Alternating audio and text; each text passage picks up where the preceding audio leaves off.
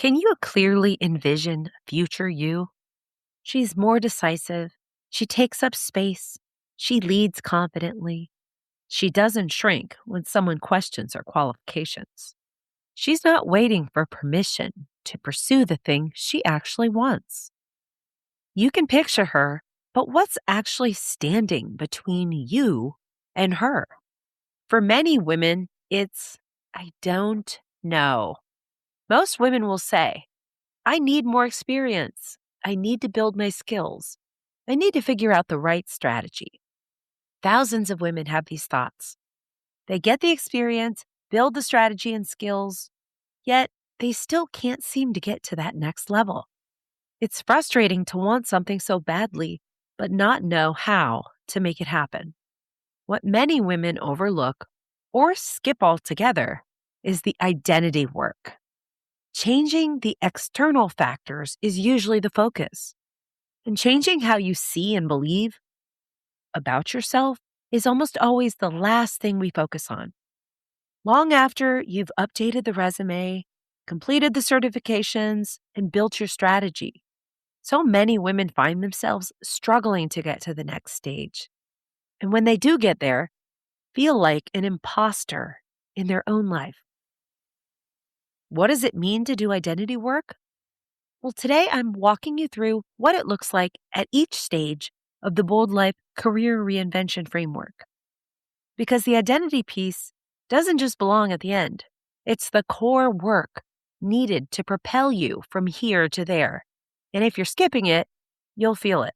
So let's dive in. Welcome to the Bold Life School, the show that empowers you to elevate your life and to step into your full potential. I'm your host, Jamesyn, and this is where ambition meets authenticity, where you'll find the tools and inspiration to grow, evolve, and thrive. Each week, we dive into powerful topics that challenge the status quo, whether it's to break through limiting beliefs, navigate life's transitions, or embrace the bold moves that push you beyond your comfort zone.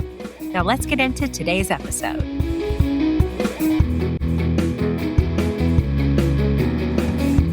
If you're new here, you may be unfamiliar with the Bold Life Career Reinvention Framework.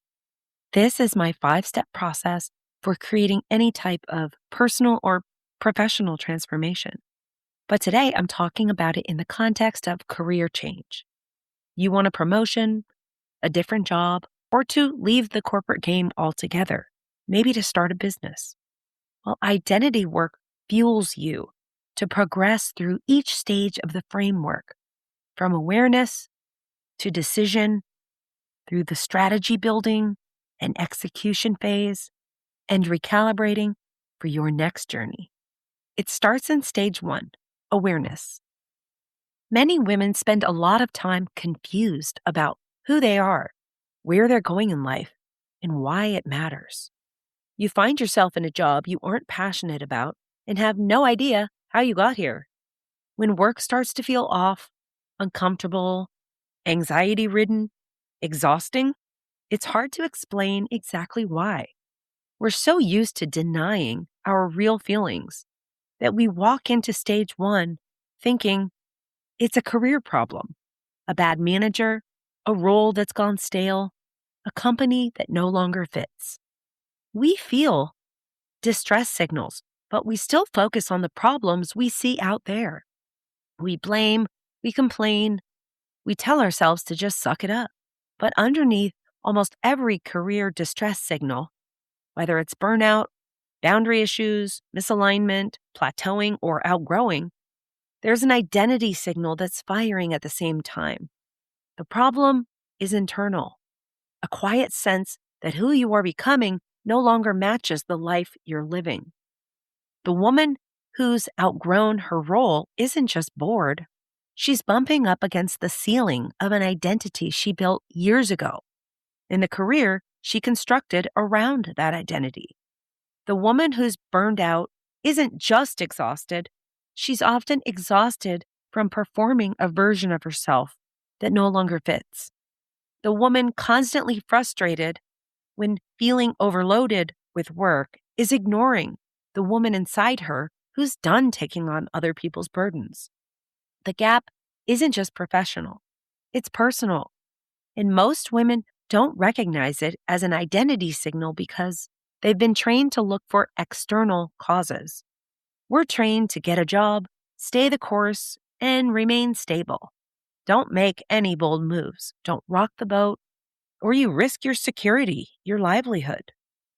If you've been dissatisfied with your career but can't explain exactly why, the question to ask yourself is what I'm feeling about the situation, or is it also telling me something about who I'm becoming? Am I becoming someone new? Someone with a new definition of success, different dreams, more boundaries, higher expectations, new passions to fulfill? Sit with that, not to spiral into an existential crisis, but to get honest about whether the dissatisfaction you're feeling is purely situational or whether it's pointing to something deeper, a version of you that's evolved past the chapter you're currently living in. That recognition, becoming aware of the desires, needs, and future vision for yourself is stage one, and it's the foundation everything else is built on. Stage two is where women decide what to do next.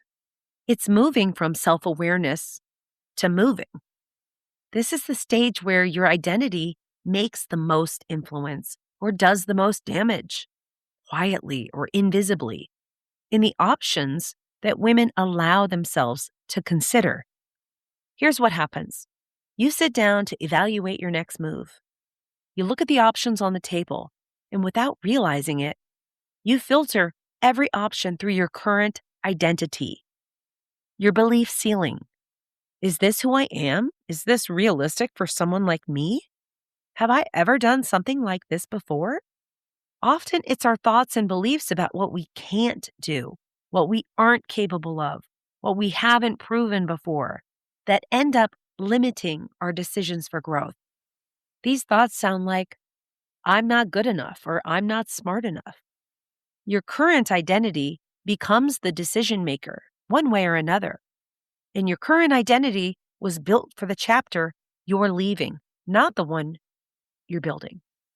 This is why ambitious women make conservative decisions or no decision at all to go after what they really want in life. Not because the bold options aren't available, but because their current belief systems about themselves and their abilities automatically disqualify the options before they ever even seriously considered it. The identity work at this stage centers around building confidence and new beliefs about what's possible for who you can become rather than who you've been. The question to ask yourself at this stage is, am I making a decision from who I am right now or who I've been, or from who I'm becoming? Then go further. Write down what you really want, all of the possibilities, and why it matters to you. And think deeply about the ideas that you keep dismissing, the ones that feel too big, too different, too much of a stretch.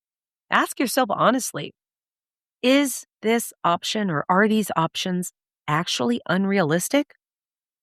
Or does it just not match up with who I currently think myself to be?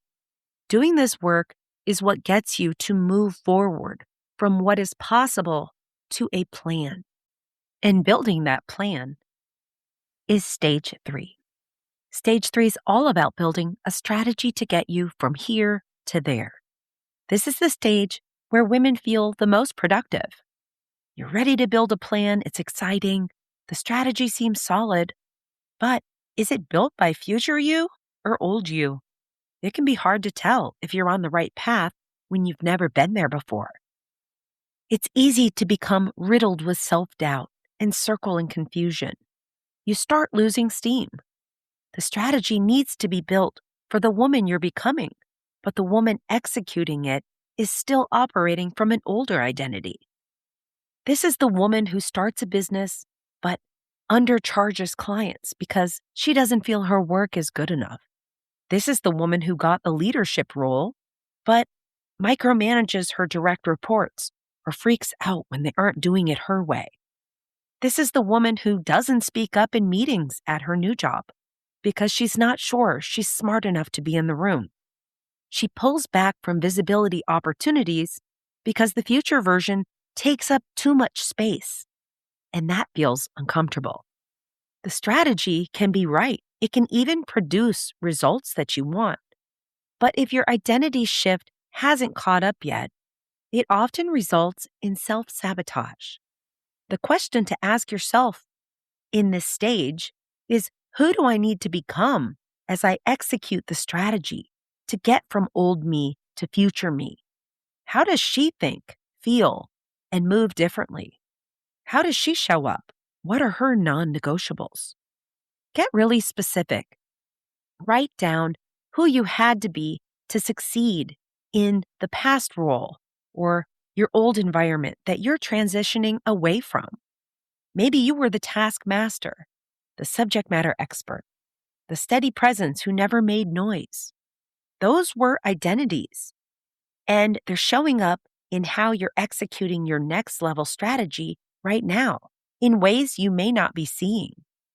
So, which habits and actions don't fit in the life of future you? You can't demonstrate leadership by constantly deferring to others. You can't build a portfolio of clients if you continue to think of your work as amateurish. You can't make connections and build influence if you're operating out of low self-confidence or don't even get out there into the world of people.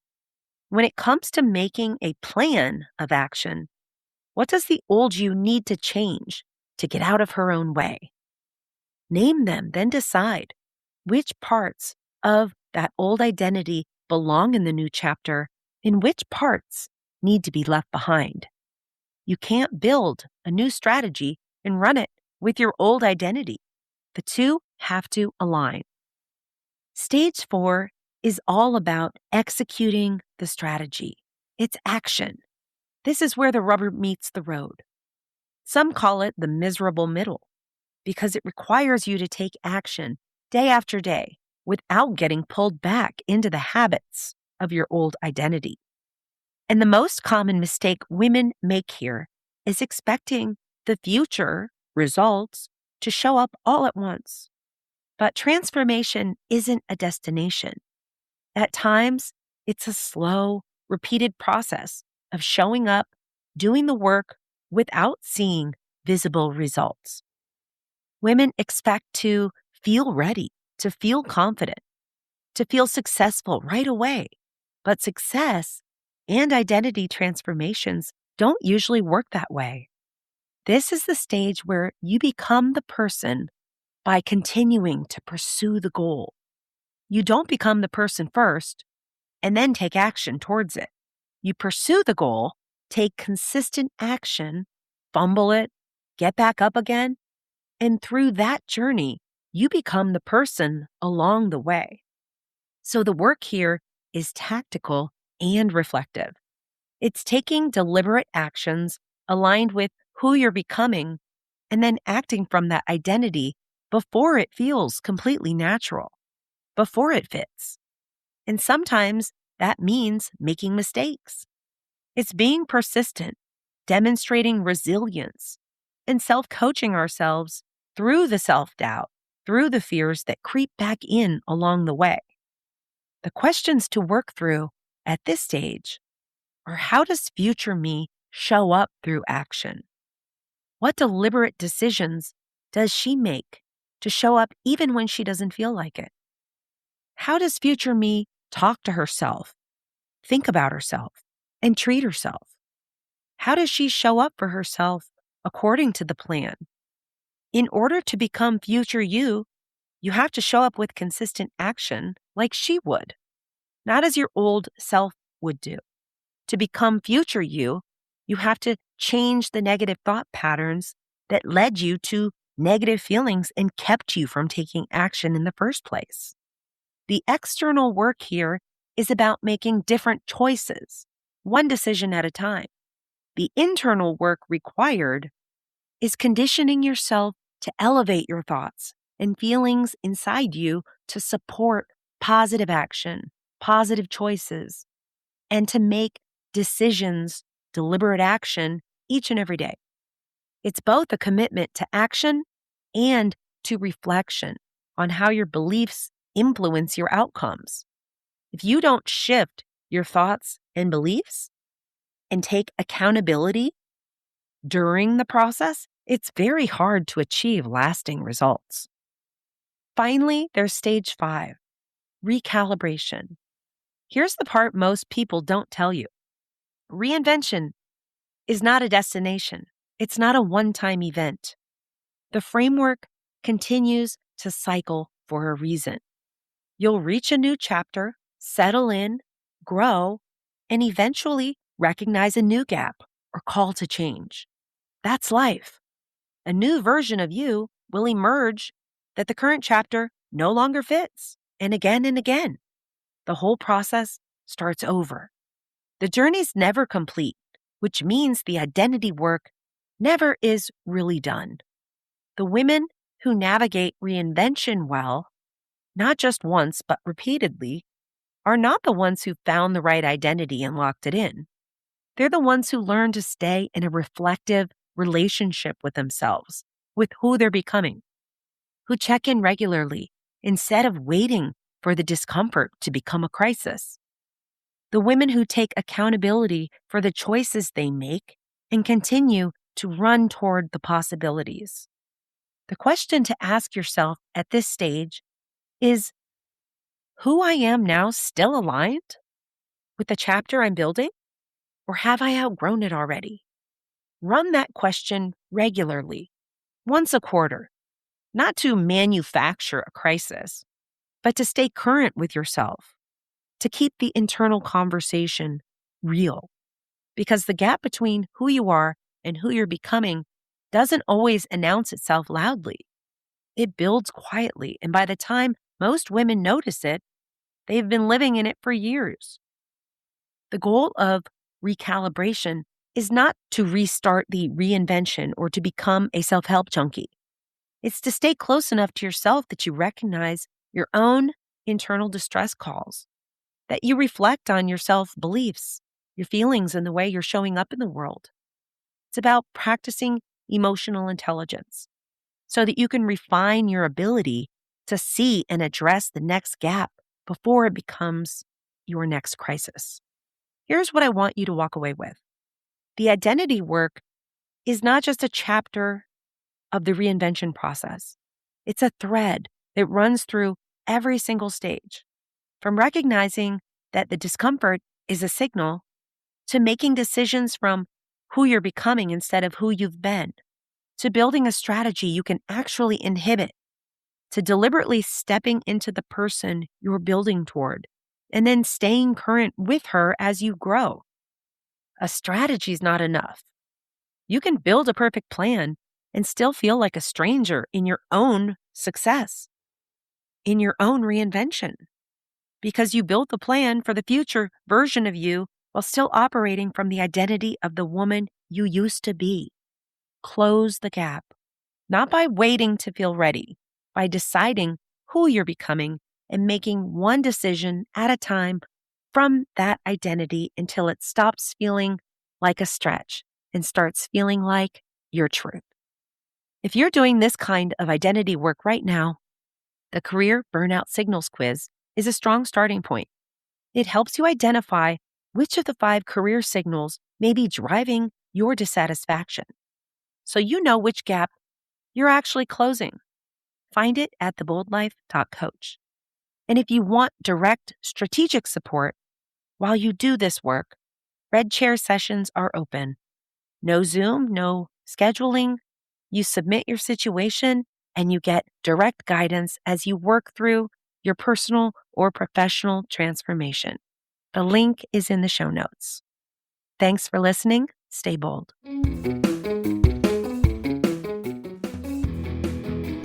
If you enjoyed today's episode, head over to theboldlife.coach for more resources, join our community, and start living your boldest life today.